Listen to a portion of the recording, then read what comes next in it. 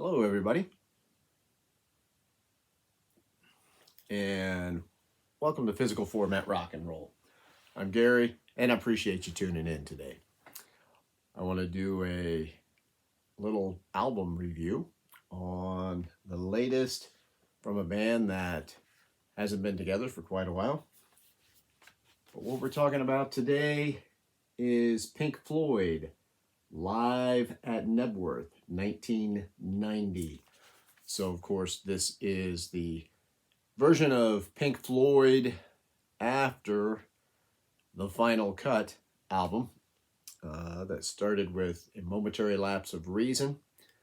And this is the version without Roger Waters.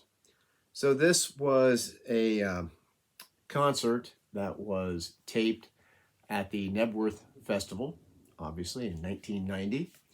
And let me show you.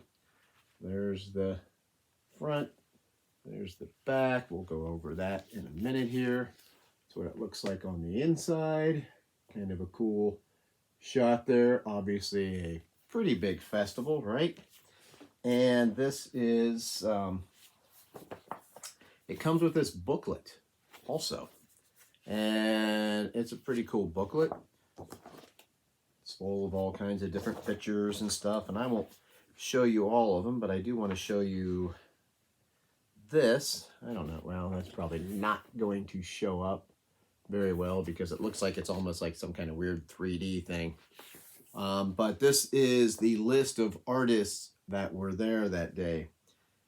Tears for Fears, Status Quo, The Shadows, Cliff Richard, Robert Plant, Paul McCartney, Mark Knopfler, Elton John, Genesis, Phil Collins, Eric Clapton, Pink Floyd. I imagine they were not all there on the same day, that this is probably over a period of a few days.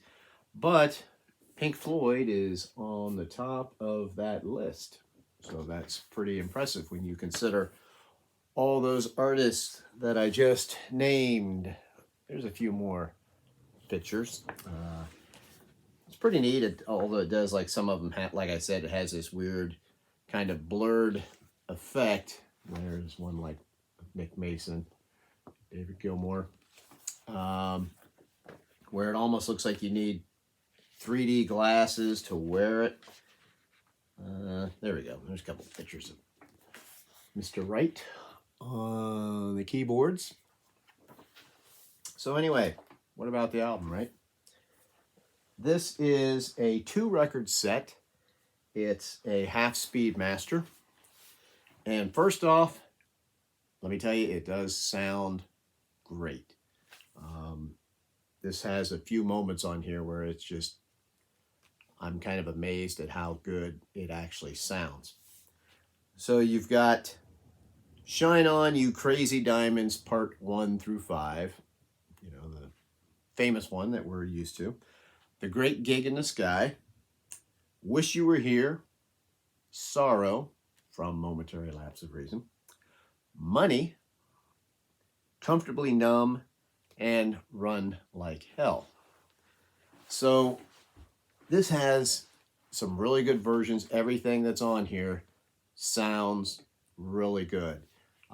It's got a big sound. You can tell that they're playing at a big place, but yet at times they get their sound to be really compact. This version of Money that they do on here is really something. Obviously, that's a song we all know so well, and we've heard a bunch of times, but they kind of change it up here a little bit in the instrumental part, and it has, you know how that part in that song always had a slight reggae touch to it. They add to that in here, and the guitar part, when the guitar becomes compressed, that sounds amazing. When that comes out of your speakers, it just is, it's like it's right there. All of a sudden there's David Gilmour, and he's like right next to you playing that thing. The way it goes from this big sound to all of a sudden, boom, it's just like it's like a 3D effect or something with the speakers.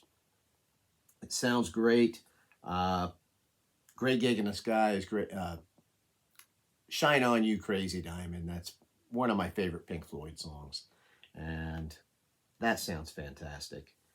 Comfortably Numb, of course, is good. Run Like Hell. Wish You Were Here. Sorrow sounds great. It was nice to have that on here. Something from the Momentary Lapse of Reason. You know, would this have been cooler with Roger Waters on it? Of course. You know, considering how many of these songs he wrote or co-wrote. So here's the good and the bad. Fantastic sounding album. Everything on it sounds good. The band sounds tight. They mix things up a little bit on some of the songs, but not so much that it's, you know, crazy stupid and you don't like it. Totally identifiable. Like I said, everybody sounds good. The vocals, David Gilmour, his vocals, he sounds a little rougher at times, but I mean it works. He's still in good voice. Still sounds good.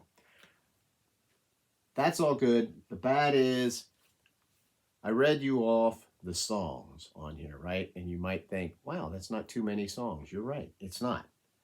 1, 2, 3, 4, 5, 6, 7. Granted, some of these are long songs, right? They're extended versions of it, so you do get to hear a little bit of jamming, especially Money is definitely extended. Like I said, probably one of the better live versions of Money I've heard. This is really awesome. It is awesome to have. If you're a Pink Floyd completist, yeah, you probably are going to want this. Now, here's the thing though. I feel like if you already bought that Delicate Sound of Thunder, the remixed version or reissued one that they recently put out, which is a pretty big set, I don't know if you really need this. I don't have that version yet. I haven't, you know. Yeah, this is cheaper. It's going to be cheaper than if you would buy that version, that live album. So, you know, maybe you think, well, I can't get that because I can't afford it. I'll go a little bit cheaper. But it's not like this is still cheap. As far as that goes, it's still a new release. And the Delicate Sound of Thunder, you get a lot more songs on it, especially a lot of songs from Momentary Lapse of Reason. And most of these songs are on that Delicate Sound of Thunder. So I guess my recommendation would be, if you already own that, you might want to skip it unless, you know, you're a completist and you got to have it. You got to have this other live album. I get that. You know, I mean, I love Pink Floyd. They're fantastic. Here's what I would recommend though. Maybe if you already have that Delicate Sound of Thunder by Pink Floyd, and if you don't have this,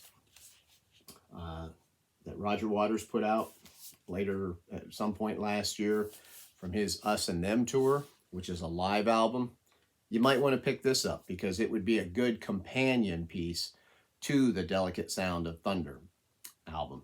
And if you can look at the track listing here, I don't know how well you can pick that up, but I suppose if you pause it, you could read it. It's going to give you some different songs that version of Pink Floyd didn't necessarily want to do because it was so heavily Roger Waters influenced. And I think between this, if you would have this and that new version of Delicate Sound of Thunder, you're set. You've got a really good Pink Floyd fix. I'm not putting this down. It sounds great. I'm not mad that I bought it. But at the same time, you know, if you've already got that other one, you might not need this in your collection. I would maybe get this instead because price-wise, I think this might be a little bit more than this, but it's also still not as much as that Delicate Sound of Thunder album. And this is a 3-record set.